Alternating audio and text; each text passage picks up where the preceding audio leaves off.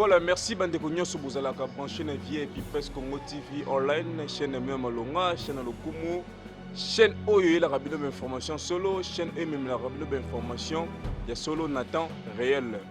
L'émission na bino to créer la bino 100% vérité cachée, 100% vérité cachée. Ezali émission ebimsaka ba vérité oyo bombana oyo ebatama ebimaka na poisa.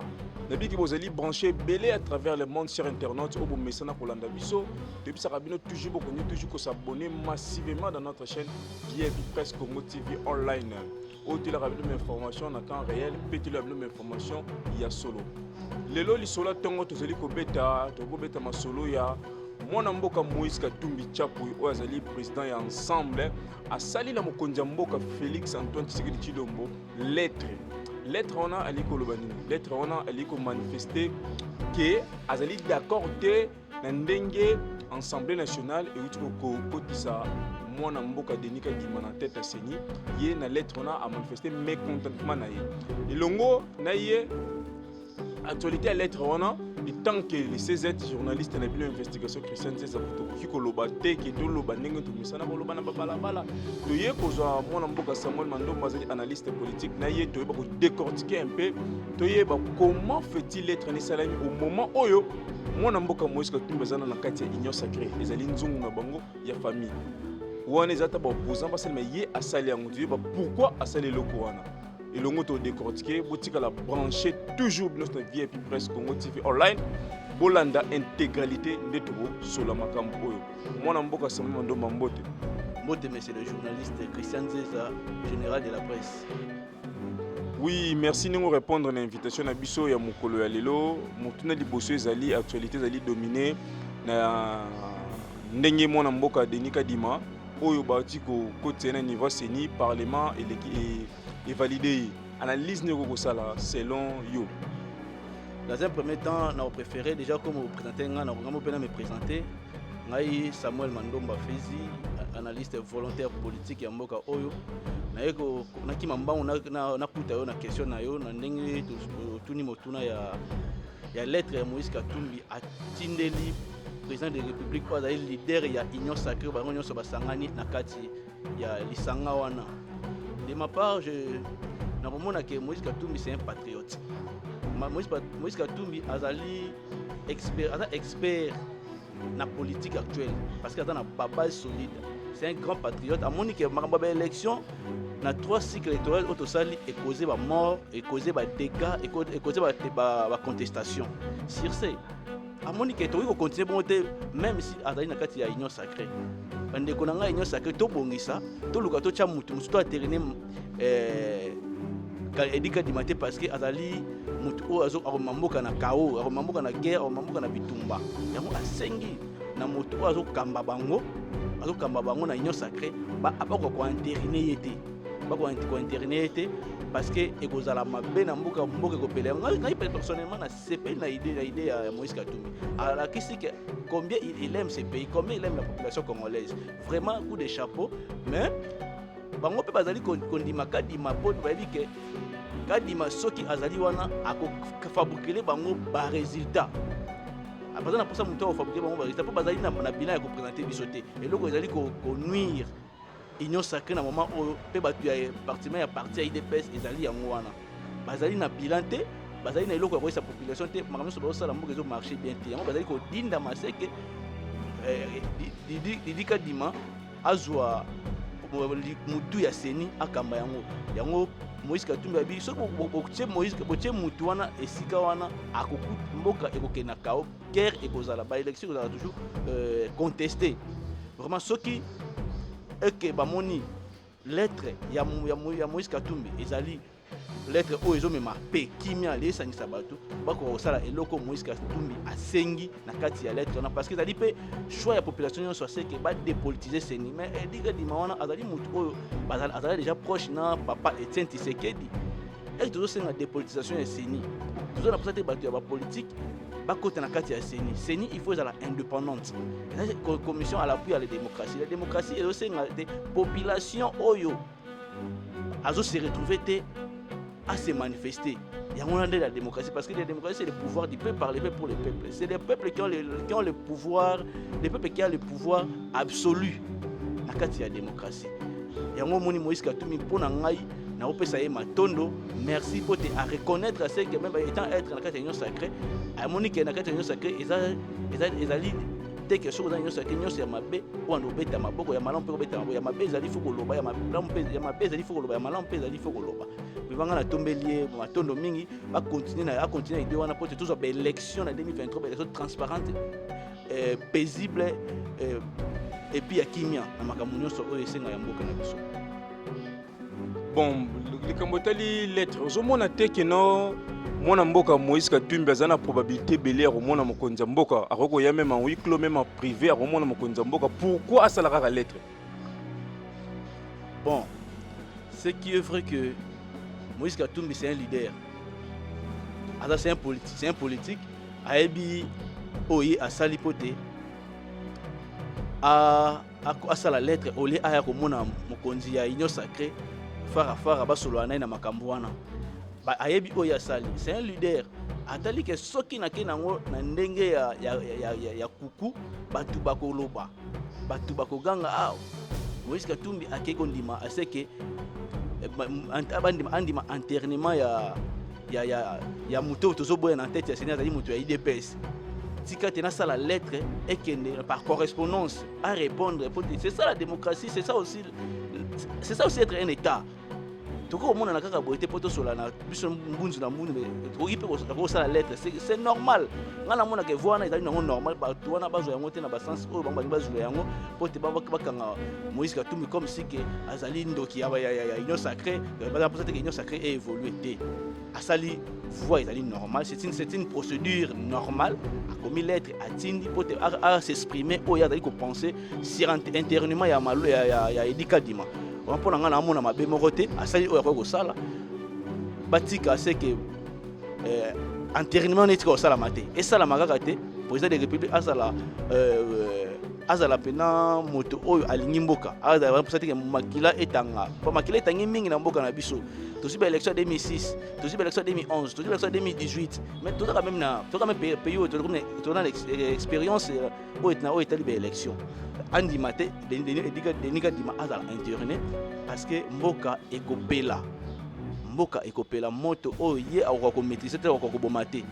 C'est le bon moment, comme il n'est pas encore tard. Tout le monde a rappelé à Ronsard Malonda à Wakuta. Et quand tu as rappelé pour l'Assemblée nationale, et Malonda, quand tu as rappelé l'Assemblée nationale, mais Erazwa qui Mokanda a signé ordonnance qui a Internet qui était à ça de même avec Adima. Parce que jusqu'à présent, on attend que sa signature. Décision naïe, ordonnance naïe. Mais on te sait que à ça, il y a un bon côté. Si Kabaluka Moutoumoussou ou Okamba, c'est une hypothèse de l'élection en 2023, l'élection où la transparente, apaisée et libre. Mutamutu aluka a s'exprimer à la voix na oya lingi moto arobima abimi to appelle le pays musuto moni que président abimi oya juité a féliciter yé tout ça a posté trop à niveau on a quand même le 21e siècle tout ça quand dans le 21e siècle on a trois séances d'élection autoza na ngolelo yo to ba ko balwa toujours à rond. C'est impossible, ça c'est inadmissible. Tokola, tout dans la démocratie, tout dans le 21e siècle. Il faut mécanisme et comme un niveau que aux 8 aux élites tournent aux Oya. Parce que nous sommes dans la démocratie. Dans la démocratie, quand tu ne réussis pas, on a déjà à côté, Moutoumoussou a eu place, on a félicité aux élites tour et Oya, ceux qui vont élire, élire. Vraiment, c'était un peu ça. Bon, au lobby que non. Oh bah quoi lire ce bah relire bon mutu ne zali boy au cas où ya ronsa malonda tout comme à niveau comme il est loté ya ronsa malonda ba to bina balabala ba seni ba kata parce que ba ndako ba tumbaki ndaka Jean-Marie Kassambe zaki saccagé ba ndaka ba autorité bela mboka ba panzaki to comme un niveau to comme ki yoté mais ya denika dima déjà ba intérimé bon au cas où ce que le chef de l'état a signé ordonnance approuvant peut-être les cahiers réaction à Binezani. Monsieur le journaliste, je te dirais que même il y a aussi Malon de Kotara dans l'Assemblée nationale. Avant de se à l'époque, présidente de l'Assemblée nationale, Maman Janine Mabunda. Clameur publique et Maki Obalo, clameur publique, et clameur publique est tombé les jours où la Mouka a la marche. Pour moi, il y a des guiches roches. na kati ya makambo oyo les jours balamuka osala marche nde bango bandimi aseke bainterner Edi Kadima. C'est inconcevable. Déjà, bato baza na balabala. Ça pourquoi suffisait que bato baza na balabala balobi non à la dépolitisation et à la CENI. Baboyi CENI est à la politiser. Balobi oui à la dépolitisation. Balingi a ce que CENI est à la organe moko ekozala indépendante ekozala ata ordre mon côté ekouta na ba politique. Alingi te CENI ezala eloko mo bando ko pousser bato po te ba publier résultat oyo ezali vérité désir. Yango toza nango pour sa vérité désir. Les autres doivent souffrir. Ezali dit illégitimité. Illégitimité nango zo boma mboka na biso. Toza na posa président oyo akokota en fonction en 2024 à la président au peuple apprécié pouvoir, au peuple apprécié bolingo, au peuple apprécié confiance. Au principe il y a des redevabilités et ils ont appelé na mboka na biso. Au moment que jusque là vie toza un problème il y a illégitimité ni il y a redevabilité et ça pendant la place bato bakomi kosalela baposhi na bango ole basalela peuple oyebi ke peuple avotaki ngai te avotaki mutu mosusu tika ngai asalela libumu nanga mais soki peuple mutu apesi confiance avote ye tomona ke mboka na biso ekomarche parce que akotravaille na onction ya peuple akotravaille na impulsion ya peuple akopesa ye peuple akoyeba kocontrôler le A, B, C na ye ya ma gestion. Mais jusque là, nous avons un niveau, on a passé makasi, nous tourner toujours à Ron, où Italie CENI, na où Italie, on a un moment déjà, na l'élection de Sali déjà, la 4e séance de Sali, l'élection 2023. Il faut tout coller déjà, tout le monde a un niveau à Kolobake. Ngai ba vota kinga, ye ba vota qui était, ngai ba vota ngai, tout ça. C'est ça que nous refusons nous. Tout l'ingé c'est que président de la République, Zala garant de la nation, c'est toi qui veille au bon fonctionnement des institutions. Voilà, regardez maintenant institutions CENI où ils ont posé problème jusqu'à présent. 2022 ils ont dit année électorale. 2022 ils ont dit année électorale. Où est-ce que Motuna Motu à se préparer. Aux alentours de gérer sous boka bien parce que dans boka oyo et comme un moment et comme un moment où boka comme un peu chauffé. Mais tout est comme un passé. Nous sommes raisonner dans la campagne naïe tout ça. C'est le bon moment. Beta le boko na mesa, beta marteau na mesa. Pesa président est bien CENI à ce que boka est marché. Tout le monde a blocage tout le monde parce que c'est là boka est télémi, boka comme stationné, boka rien ne marche, rien n'évolue tout ça toujours na rotala. Et ça la malelo c'est pas bon et ça c'est ça peut comme on a ko dinda makaka na Edi Kadima et ça la passe. Voilà, tous continuer toujours tous aller na mon mboka Samuel Mandomba boki ndenga zoloba ndenga zo décortiquer ba question oyo tous tunaye bon mutuna ezali boy comment na jour plateforme la moka babimi na balabala ba contester pour na mon mboka Edi Kadima ba intérimer mais les mêmes jours là tout le monde moment Edi Kadima as intérimé. Au même temps, où la moukazana balabala ça la marche. Analyse nos causes, les attaques, c'est comme si le président Mbosso a lancé des défis à peuple. Tout a minimisé marche à la moukana. Oui, puis ceux qui ont travaillé dans Mboka, ils ont faire voir dans Mokonzi Mboka que tu lingié. On est à l'autre blague. On est là que ça Mokonzi Mboka, ngani na lingio, ngani na ko. Ça veut dire que le président Mbosso on a un respect envers lui. Akena déjà constat la meeting mon côté ya Masina a lobby que il est déjà candidat na ye dali président actuel. OK tout ça dans moment on a té. Lelo o comme la muka za na marche, il a ko interiner candidat président CENI. Ali ko la président que ngane na lingi emité. Totika ba j'ai papa okoli. Na âge za na ngo lelo 79 ans. Et c'est un moment où il faut faire après ça une expérience na ye. O ye azuna politique.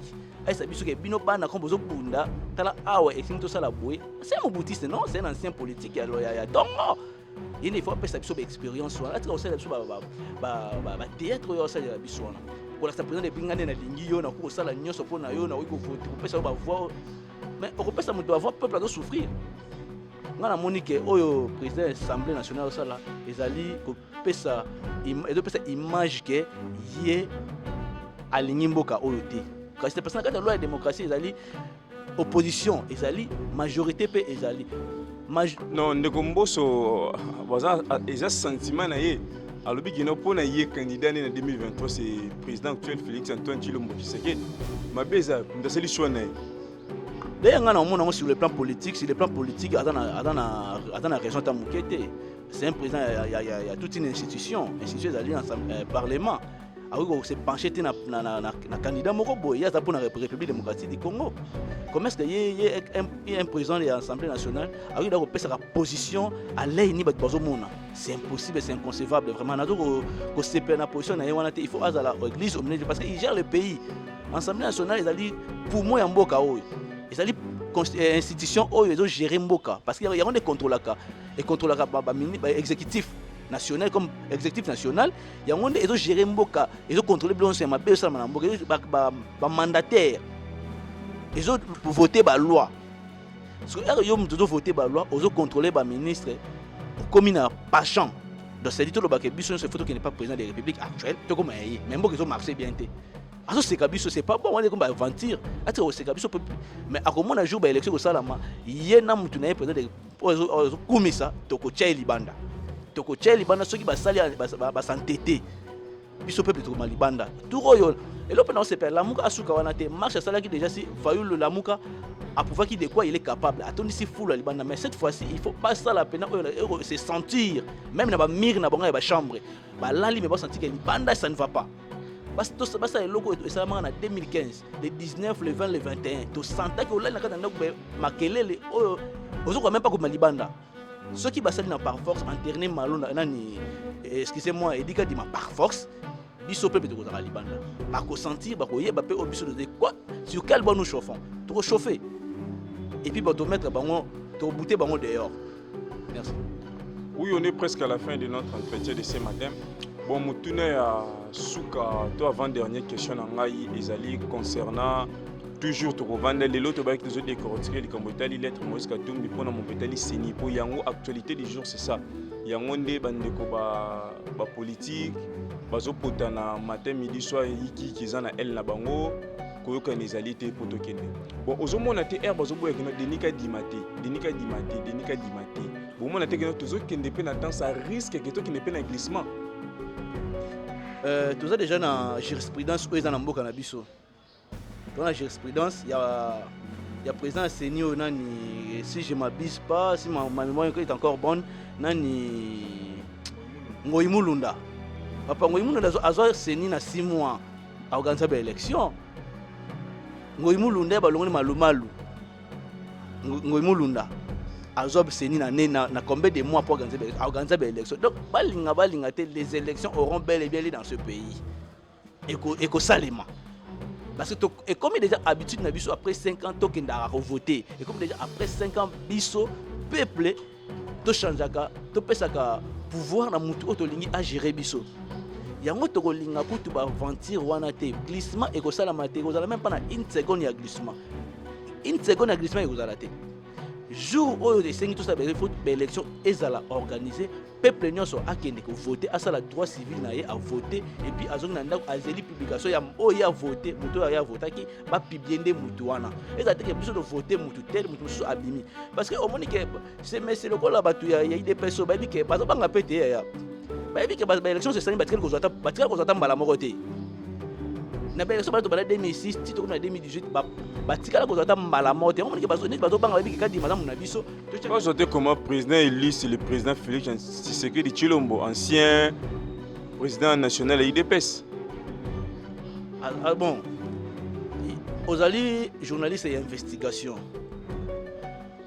est-ce que yo jour il y a publication au Tambora na ba centre jour il y a publication aux Alaka est-ce que mutu a publié ba résultat ya Tshilombo aisa biso na centre na centre na Mbanzalemba Fachi azo combien de voix na communauté azo combien de voix na province azo combien de voix na Kinshasa azo combien na ba province où Banda pe azo combien jusque là etikala bongo suspendu toyebi eloko ça veut dire que tout biso to mona que vu que toyebi dans chaque centre na chaque province ba nombre de voix au président actuel azwaka to mona que azala élité azala nommé yango moni pe donc ne peut mususu musika komona ke Kabundu déjà a rappelé biso loko moko boy Kabundu alobi président de la République président Joseph Kabila atali amoni mutu ya kopesa pouvoir te apesi ndeko na ye Fachi pouvoir apesi ndeko na ye Fachi pouvoir parce que yo ko isanga ke ya zo pouvoir allez sur le bakata peuple atali apesi président de pouvoir ingo za la mien ya lobi président Joseph Kabila atali mutu za sérieux apesi ndeko na ye Fati pouvoir. Donc pour ngai, au moins que IDPS banda ba élection et ba pona me banda ba tikana ko gagner té. Tous en 2011, Kabila a battu Etienne Tshisekedi du Mokonzi ya IDPS a pété écart à 30% de voix. 30%. Au moins on a peut-être qui la victoire moi écrasante. IDPS ba wana tricherie. Non. Wana ezali yo to benga ko Kadiosha TV. Ko ya Kadiosha ya bazwa te. Nani Ngoï Mulunda à l'époque non? À la Kisabiso combien de voix Kabila a zone à est na Bandundu na Congo central pe na Kinshasa. Parce que yo mutabongo le bazwa la tricherie. D'ailleurs bango ba contester ba élection wana. Ba contester donc ça obiso donc na ba élection te parce que moni ba élection ya Kabila a rocha mutu na ye. To na 2018. Bazaki na ba tractation na bango na opposition. Tout ça dit élection ba gagner pété. Muta gagner ba élection yo yebi nga na yebi. Congo mobimba yebi muta gagner ba élection 2018. Mais na ministre Fourmi to mona ndeko Chilombo na Mbokonzi a do gérer. Bon, tout que ce qu'on a 2023 on toujours kende boto yebi que suite et fin il y a ba tractation, il y a ba contestation et on a 2021 on to sengi que boto ba tractation na ba validation ces alaté ba longola et Dika Dima alongwa bacha mutu mususu na resika wana tokoyeba o mutu peuple a voté na 2024 publication ekosalama toyebi ke IDPS a reçoit te patikala pena ko zoate bazo banga boyebi ke élection bande ba na Congo patikala pena ko zoate il faut que basa la miracle mo baluka mutu na bango moko batie na ensemble na seni pour permettre bango à fabriquer résultats à l'action na monde na Congo.